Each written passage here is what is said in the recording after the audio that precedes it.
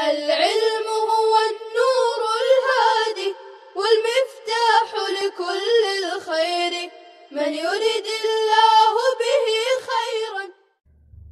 السلام علیکم ورحمۃ اللہ وبرکاتہ۔ عزیز طلبہ، جیسا کہ آپ جانتے ہیں کہ کئی اسباق سے سوالات کا سلسلہ شروع کیا گیا ہے تاکہ جو کچھ آپ نے پڑھا ہے اور جتنے اسباق آپ نے سنے ہیں وہ تمام اسباق آپ کو ازبر ہو جاویں، محفوظ ہو جاویں، اس کے لیے سوالات کا سلسلہ شروع کیا گیا ہے۔ شروع میں ہی میں نے آپ کو بتلایا تھا کہ بہت سے ایسے سوالات بھی آپ کے سامنے آئیں گے جو بالکل آسان اور سہل ہوں گے، تو وہ اس لیے تاکہ ایک شعر کے ضمن میں جتنے سوالات ہو سکتے ہیں وہ سارے سوالات ہم نے یہاں پر کیے ہیں، تو اس لیے بہت سے سوالات بہت ابتدائی جیسے لگیں گے، لیکن وہ اس لیے ہیں تاکہ جو ہے ایک شعر کے متعلق جتنے بھی سوالات ہیں سب یکجا طور پہ آ جاویں، اور جو سوالات آپ کو معلوم ہیں ان کا مذاکرہ ہو جائے، اور جو نہیں معلوم ہے تو اس کو آپ لکھیں۔ بہرحال 3 شعر باب المخارج کے آپ کے سامنے گزر چکے ہیں، ان سے متعلق جو ہے سوالات آ چکے ہیں۔ اب چوتھا شعر باب المخارج کا اور ابتدا سے جو ہے 12واں شعر آپ کے سامنے پیش کیا جا رہا ہے۔ ادناہ غین خاؤہا والقاف اقصى اللسان فوق ثم الکاف۔ سابقہ سوالات کی طرح یہاں پر بھی 2 سوال آپ کے لیے متعین ہی ہے کہ مذکورہ شعر کا جو ہے ترجمہ کریں، اور دوسری ہے کہ اس شعر میں کیا بیان کیا گیا ہے یہ بتلائیں۔ میں نے آپ کو شروع میں ہی بتلایا تھا کہ اگر آپ نے جزری کے اندر یہ بات ذہن نشین کر لی ہر شعر کے متعلق اس شعر کے اندر کیا بیان کیا گیا ہے تو کتاب بالکل آسان ہو جائے گی، اور آپ کو کسی بھی مسئلے میں یعنی تجوید کے متعلق اور جزری کے جو مسائل ہیں اس کے متعلق جو ہے استدلال میں بہت ہی جو ہے استشہاد میں آسانی ہو جائے گی۔ تو بہرحال ترجمہ کریں اور اس شعر کے اندر کیا بیان کیا گیا ہے وہ بتلائیں۔ ادناہ غین خاؤہا۔ ادناہ میں 2 چیزیں ہیں، ایک تو ادنا اور ایک ہو۔ تو پہلا سوال ادنا سے متعلق ہے کہ ادنا کے کیا معنی ہے اور اس کی مراد کیا ہے۔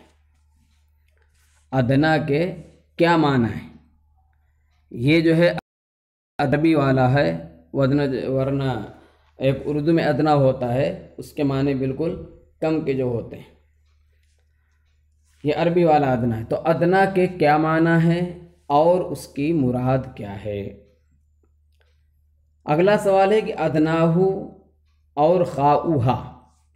ادناہ غین خاؤہا، تو ادناہ اور خاؤہا میں ضمیر کا مرجع متعین کریں، یعنی ادناہ میں ضمیر کا مرجع کیا ہے اور خاؤہا میں ہا کا مرجع کیا ہے۔ پھر جو ہے ما قبل میں آپ کو جس طرح سے حمزہ ہا اور عین ہا کے متعلق ذکر کیا گیا تھا کہ حمزہ ہا اور عین ہا کی ترتیب خروجی میں یعنی ان کے ادائیگی کی جو ترتیب ہے اس میں اختلاف بیان کیا گیا تھا۔ تو سوال یہ ہے کہ غین اور خا کی ترتیب خروجی میں کیا اختلاف ہے اور کس کا ہے، یعنی کیا اختلاف ہے، یہ پوچھنے کا مطلب یہ ہے کہ اختلاف یہاں پر ہے ترتیب خروجی میں۔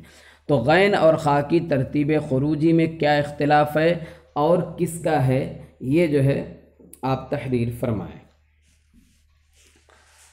آپ جو ہے اس سبق سے متعلق اس شعر سے متعلق جو سبق آپ کے سامنے پیش کیا گیا تھا، اگر آپ اسے سن لیں گے دوبارہ تو سارے سوالات کے جواب آپ کو مل جائیں گے۔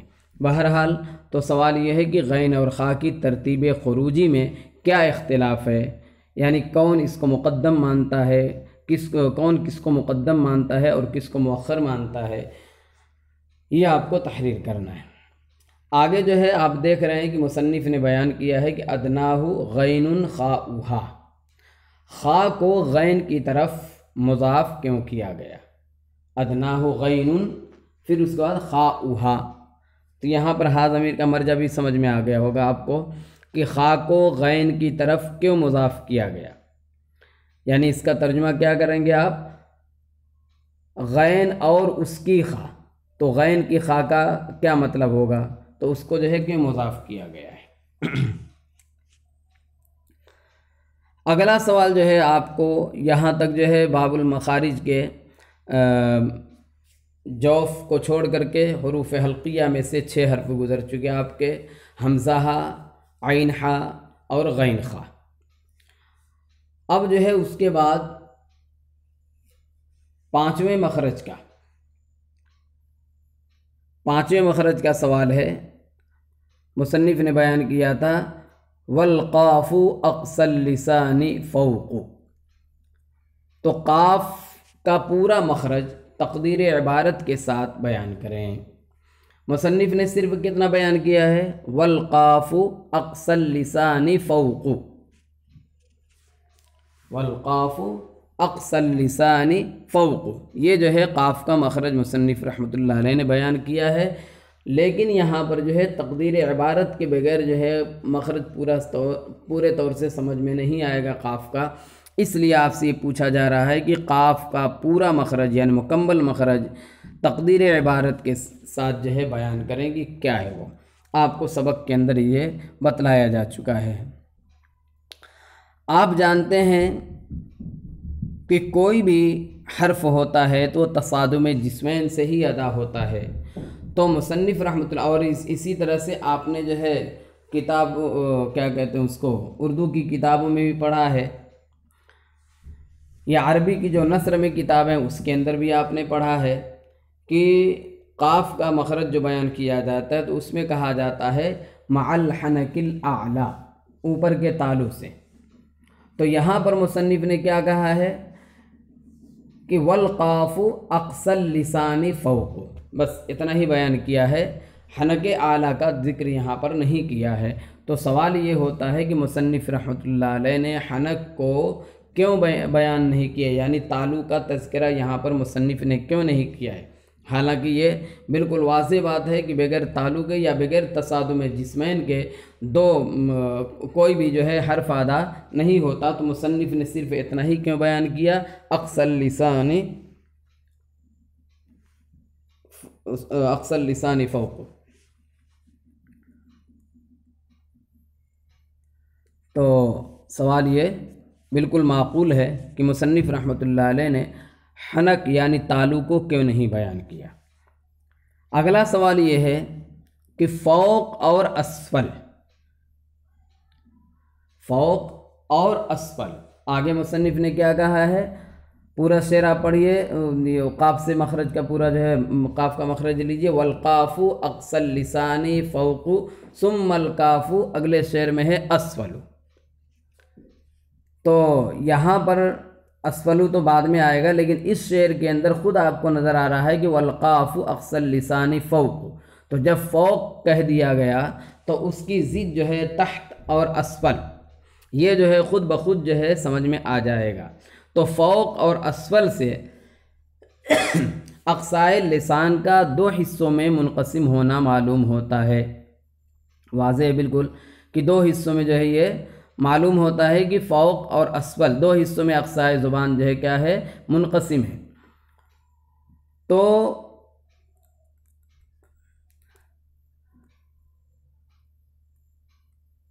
فوق اور اسفل میں اقصائے لسان کا 2 حصوں میں کیا ہے، منقسم ہونا معلوم ہوتا ہے۔ تو اسی طرح سے ماقبل میں اقصائے حلق بھی بیان کیا ہے، تو جس طرح سے زبان کے اقصا کو دو حصوں میں فوق اور اسفل میں تقسیم کیا گیا ہے، تو اقصائے حلق کو دو حصوں میں تقسیم کیوں نہیں کیا گیا؟ یہ سوال ہے آپ سے۔ اگلا سوال ہے فوق سے کیا مراد ہے؟ یعنی فوق سے مراد جو ہے کس چیز کا فوق ہے؟ آگے آسان سوال ہے بالکل کہ قاف اور کاف کو مجموعی طور پر کیا کہا جاتا ہے اور ان کا الگ الگ کیا نام ہے؟ میں نے آپ کو بتلایا تھا کہ مجموعی طور پہ ان کا ایک الگ نام ہے، وہی مشہور ہے، لیکن ایک غیر مشہور نام جو ان کا ہے جو آپ کو بتلایا ہے اور آپ منتہی ہونے کے اعتبار سے اسے جانیں، اس لیے کہ آپ کے لیے جو ہے اس کا جاننا ضروری ہے۔ تو قاف اور کاف کو مجموعی طور پہ ایک نام سے یاد کیا جاتا ہے، لیکن دونوں کو الگ الگ نام سے کیا کہا جاتا ہے؟ پھر اس کے بعد جو ہے مذکورہ شعر میں بیان کردہ حرفوں کا لقب مع وجہ تسمیہ بیان کریں، یعنی ان کا لقب جو ملقب کیا گیا، جس لقب سے، کیوں اس لقب سے ملقب کیا گیا ہے یہ بتلائیں۔ آگے ہے اسفل والوسط فجیم الشین یا والضاد من حافته اذ ولیا۔ سابقہ سوالات کی طرح سے اس شعر کے اندر بھی دو سوال وہی ہیں کہ ترجمہ کریں اور یہ بتلائیں کہ اس شعر میں کیا بیان کیا گیا ہے۔ اگلا سوال ہے کہ اسفل، جو اس شعر کے اندر اسفل سے جو یہ شعر شروع ہو رہا ہے، اسفلو کا تعلق کس حرف کے مخرج سے ہے، نیز اس کا مطلب کیا ہے؟ دیکھیے مصنف رحمۃ اللہ علیہ نے قاف اور قاف کے مخرج کو بہت ہی مختصر اور جامع انداز میں بیان کیا ہے، چنانچہ فرمائے کہ والقاف اقصى اللسان فوق، والقاف اقصى اللسان فوق، اتنا بیان کیا ہے۔ پھر اس کے بعد کیا کہا ہے؟ ثم الکاف اسفل، بس اتنا ذکر کیا۔ دیکھیے شعر، والقاف اقصى اللسان فوق ثم الکاف، تو کاف صرف اتنا ہی بیان کیا، ثم الکاف آگے اسفل، تو گویا کہ قاف اور کاف کا مخرج جو ہے چند لفظوں میں ہو گیا، والقاف اقصى اللسان فوق ثم الکاف اسفل۔ تو پہلا سوال تو یہ ہے کہ اسفلو کا تعلق کس حرف سے ہے، کس حرف کے مخرج سے؟ وہ تو واضح ہے۔ نیز اس کا مطلب کیا ہے اسفلو کا یہاں ذکر کرنے سے، یعنی کس سے اسفل مراد ہے؟ آگے ہے الوسط، والوسط فجیم الشین یا، والوسط فجیم الشین یا کہا گیا ہے۔ تو الوسط میں الف لام کس کے عوض میں ہے؟ یعنی وسط میں جو الف لام ہے یہ کسی کے عوض میں تو ہے، لیکن وہ کس کے عوض میں ہے وہ آپ کو جو ہے متعین کرنا ہے۔ آگے دیکھیے سوال ہے کہ جیم شین اور یا کے مخرج کی ترتیب میں کیا اختلاف ہے اور جمہور کا کیا مسلک ہے؟ یہاں پر بھی جو ہے جیم شین یا غیر مدہ کی ترتیب خروجی میں اختلاف ہے، تو یہاں پر جو اختلاف ہے وہ کیا ہے، یعنی کس نے کس کو مقدم مانا ہے، اور پھر جو ہے جمہور کے یہاں کیا جو ہے ترتیب ہے، یہ آپ سے پوچھا جا رہا ہے۔ اگلا سوال ہے کہ جیم کی اضافت شین کی طرف کیوں کی گئی ہے؟ یعنی اس کو پڑھا جاتا ہے والوسط فجیم الشینی، ایسے بھی پڑھا گیا ہے جیم الشین، یعنی شین کی جیم ہو گئی، مطلب ہو گیا۔ تو جیم کی اضافت شین کی طرف کیوں کی گئی ہے؟ اگر آپ نے اس میں دیکھا ہوگا ادناء غین خاؤہا میں، تو غین کی اضافت خاؤہا جو ہے، خا کی اضافت جو غین کی طرف کی گئی ہے، وہاں پر بھی جو آپ کو جو جوابات آپ نے دیے گے، آپ کو جو ہے کم سے کم 4 جوابات دیے گئے تھے، تو ان میں سے ایک جواب یہاں پر بھی ہے جی۔ تو جیم کی اضافت شین کی طرف کیوں کی گئی؟ اگلا جو ہے مخرج ہے والضاد من حافته اذ ولیا لغراس من ایسر او یمناہا، یہ جو ہے 2 مصروں میں یہ ضاد کا مخرج جو ہے پھیلا ہوا ہے۔ ایک مصرع ادھر ہے اس شعر کے اندر 5ویں شعر میں، اور جو ہے چھٹے شعر کے اندر جو ہے ایک مصرع ہے تو پورا جو ہے ذات کا مخرج ہوتا ہے والضاد من حافته اذ ولی لضراس من ایسر او یمناہا۔ بہرحال تو آپ جو ہے ذات کا مکمل مخرج کیا ہے وہ لکھیں پہلے، میں نے آپ کو بتلا ہی دیا وہ، اگر آپ نے پہلے شعر یاد کیا تب بھی آپ کو یاد ہے، ورنہ آپ کو میں نے بتلا دیا کہ والضاد من حافته اذ ولی لضراس من ایسر و یمناہا، یہ پورا مخرج اس کا ہو گیا۔ آگے جو ہے حافہ لسان زبان کے کس حصے کو کہتے ہیں؟ کیا کہا ہے مصنف نے کہ والضاد من حافته، تو حافہ جو ہے، حافہ سے مراد حافہ لسان ہی ہے، تو حافہ لسان زبان کے کس حصے کو کہا جاتا ہے یہ آپ جو ہے تحریر فرمائیں۔ نیز جب لفظ حافہ کا ذکر آ گیا تو اس کے ضمن میں آپ یہ بتلاتے چلیں کہ زبان کتنے حصوں میں منقسم ہے اور ان کا کیا نام ہے۔ زبان جو ہے کناروں میں کتنے حصوں میں منقسم ہے اور ان کا جو الگ الگ نام ہے تو وہ کیا کیا نام ہے وہ بھی آپ تحریر فرمائیں۔ اگلا سوال ہے حافته اذ ولی، حافته، تو حافته میں ضمیر کا مرجع متعین کریں، والضاد من حافته، ہا ضمیر کا مرجع جو ہے کون ہے اسے متعین کریں۔ آگے فرمایا ہے کہ اذ ولیہ، اذ ولیہ، تو ولیہ جو ہے یہ کون سا صیغہ ہے اور اس میں الف کون سا ہے؟ کیونکہ الف کے بارے میں آپ نے پڑھا ہے کہ اشعار کے اندر بھی الف کا اضافہ کیا جاتا ہے، کبھی کبھی واو کا اضافہ کیا جاتا ہے، کبھی یا کا اضافہ کیا جاتا ہے، جن کو حروف اطلاق کہا جاتا ہے۔ تو یہاں پر جو ہے ولیہ کے اندر الف کون سا ہے؟ تثنیہ کا الف ہے یا حرف اطلاق ہے؟ اگر تثنیہ کا ہے تو اس سے کیا مراد ہوگا، اور اگر جو ہے اس سے وہ حرف اطلاق کا ہے تو اس کا کیا مطلب ہوگا، یہ بیان کرنا ہے آپ کو کہ ولیہ کون سا صیغہ ہے اور اس میں الف کون سا ہے۔ اگر آپ کہتے ہیں کہ الف جو ہے تثنیہ ہے تو اس کی دلیل دیجئے، دلیل کے ساتھ آپ کو لکھنا ہے، اور اگر آپ کہتے ہیں کہ الف اطلاقی ہے تو وہ جو ہے دلیل دیجئے کیسے۔